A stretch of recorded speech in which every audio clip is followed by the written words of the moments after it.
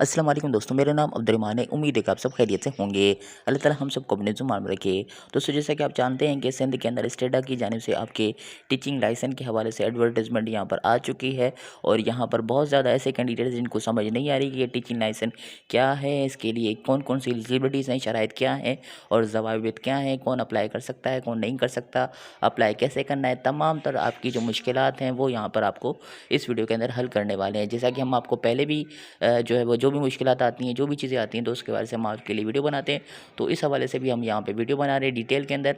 आपकी तमाम तर यहाँ पे जो कन्फ्यूजन्स हैं, जो भी इस एडवर्टाइजमेंट को देख कर हैरान हो रहे हैं कि अब क्या करना पड़ेगा, तमाम तर तफसीलात आपको इस वीडियो के अंदर बताने वाले हैं। तो वीडियो को लाइक करना है, चैनल को सब्सक्राइब करें, बेल के आइकन के ऊपर प्रेस कर दें ताकि आपको रोज़ाना अथेंटिक जॉब से नोटिफिकेशन अपडेट्स यहाँ पर आपको मिल सके। चलिए शुरू करते हैं। सबसे पहले तो आपको एडवर्टाइजमेंट की तरफ लेकर चलते हैं। यहाँ पर आप देख सकते हैं कि सूबे सिंध के अंदर जो भी टीचर्स हैं, आपके प्राइवेट हो या सरकारी हो, उनके ऊपर यहाँ पर टीचिंग लाइसेंस की जो पॉलिसी है वो लागू हो चुकी है।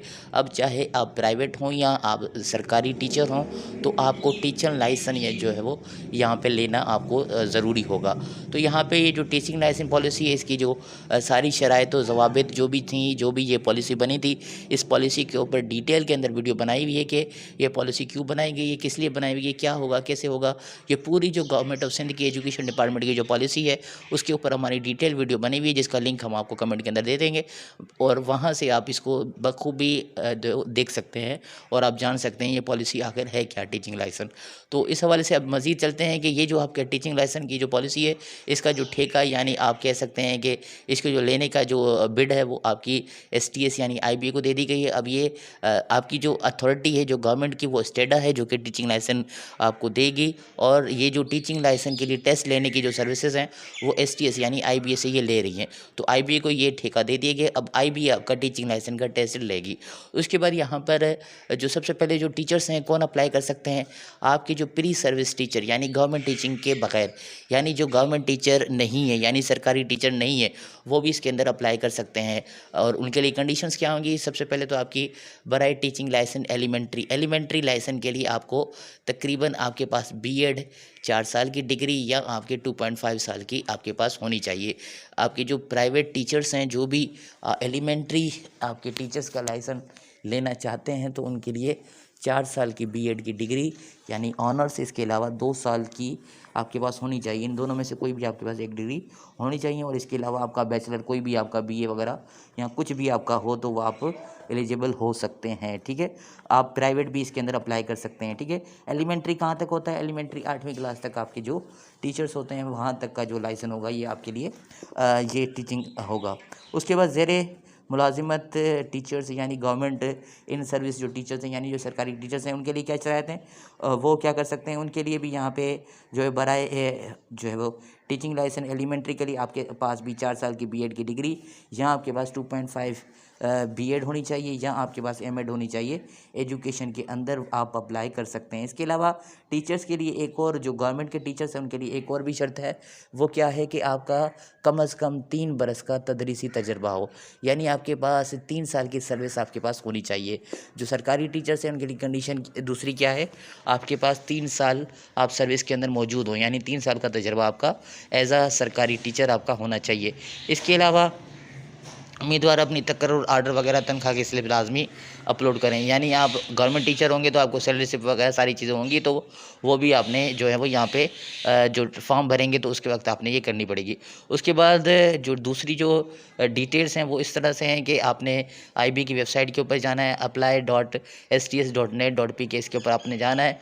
उसके ऊपर अपने जो भी फॉर्म, जिस तरह से आपने PSC GST के हवाले से जो भी गवर्नमेंट का फॉर्म होता है जॉब के लिए या किसी के लिए भी, तो वो सिंपल सा फॉर्म भरना पड़ता है। उसके बाद आपने कुछ डॉक्यूमेंट अपलोड करने पड़ते हैं और आप जब ये फॉर्म भरेंगे उसके बाद आपके पास जो चालान है वो जनरेट होके आएगा एक यानी 1990 का यानी 2000 का चालान। तो ये IB का रिकॉर्ड है कि 2000 रुपये का चालान आपको यहाँ पे टीचिंग लाइसेंस के लिए आपको पे करना पड़ेगा। ये आप उस चालान जो जनरेट होगा उसके ऊपर ABL वगैरह सारी चीज़ें लिखी होंगी। इसके अलावा दूसरी जो शर्तें होंगी, उम्मीदवारान अपनी दरकार डिग्री, CNIC, डोमिसाइल, PRC, तजर्बा सर्टिफिकेट्स और एक हालिया या तस्वीर अपलोड करें। यानी आपके जो भी एजुकेशन डॉक्यूमेंट्स है जिसके अंदर CNIC, PRC, डोमिसाइल वगैरह ये तो आपके पास होगा, तो ये आपने क्या करना होगा, ये अपलोड करना होगा। फॉर्म के अंदर आपको ऑप्शन दिया होगा। उसके बाद उम्मीदवार इंस्टीट्यूट जॉब से इन्होंने कबल अज़ीन तालीमी और प्रोफेशनल वगैरह जो भी आपके पास जो भी ये ट्रेनिंग्स वगैरह जो भी सर्टिफिकेट्स वगैरह हैं वो भी आपने जो है वो यहाँ पे लाजमी अटैच करने हैं। टेस्ट अंग्रेज़ी में मुनक़्क़द किया जाएगा। माँ सिवाय सिंधी या उर्दू मज़ामीन में मज़मून के मामले में महारत के लिए उम्मीदवारों को तरजीही मज़मून में जांचा जाएगा और उम्मीदवारों की तरजीह सिंधी या लाजमी होगी। ठीक है, टेस्ट सारा अंग्रेज़ी में होगा। सिंधी और उर्दू ज़बान के जो मादरी ज़बान है जिनकी उनका जो है वो मज़मून यानी आपकी ऐसे जो है वो आपको लिखना होगा अपनी अपनी ज़बान के अंदर। उसके बाद उम्मीदवार अपने तरजीह टेस्ट सेंटर कराची, हैदराबाद, सक्खर लाजमन मुहैया करें। ठीक है, तो आपने उम्मीदवार जो भी होंगे वो अप्लाई करेंगे तो आपने सेंटर सेलेक्ट करना होगा। आपका कराची या हैदराबाद या सक्खर, आप 3 जो है सेंटर सेलेक्ट कर सकते हैं जो भी आपके नज़दीक हो। उसके बाद नामुकम्मल जाली मुबालगा गुमराह वगैरह के लिए आपका तादीदी कार्रवाई भी हो सकती है। TADA कोई भी नहीं होगा टेस्ट के लिए। उसके बाद स्टेडा और STS किसी मरहला रजिस्ट्रेशन इम्तिहान की तारीखों के बढ़ाने या हक़ रखता है, यानी इसकी जो है वो तारीख वगैरह बढ़ाई दी जा सकती है। ये अख्तियार स्टेडा और STS का है।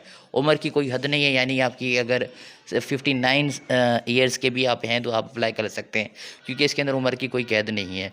आपकी जो भी उम्र है आप अप्लाई कर सकते हैं। उसके बाद दरख्वास्त जमा कराने की आखिरी तारीख 11 जनवरी है। तो ये पहला मरहला है। पहले मरहले के अंदर आपके जो एलिमेंट्री टीचर का जो है वो यहाँ पे टेस्ट हो रहा है। दूसरा मरहला आपका सेकेंडरी और आपका जो है वो प्राइमरी भी होगा।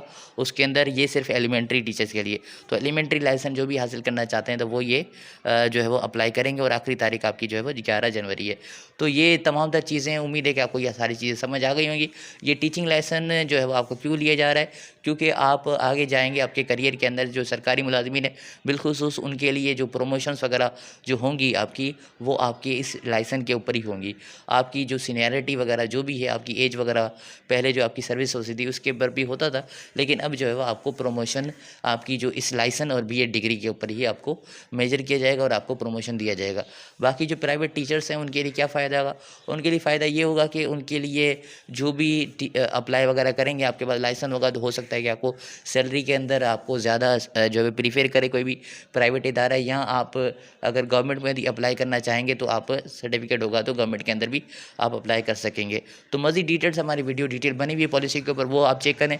और मज़ीद ये जो फॉर्म आता है तो इसको ऑनलाइन भरने का तरीका भी आपको इस वीडियो के अंदर बताएंगे। फ़िलहाल के लिए इजाज़त। अगर आपका कोई भी कमेंट वगैरह कोई सवाल है तो आप कमेंट कर सकते हैं। उम्मीद है कि हम जवाब देने की कोशिश करेंगे। अगर वीडियो अच्छी लगी तो लाइक, कमेंट, शेयर करें। व्हाट्सएप पर, फेसबुक पर। अल्लाह हाफ़िज़ दोस्तों। पाकिस्तान जिंदाबाद।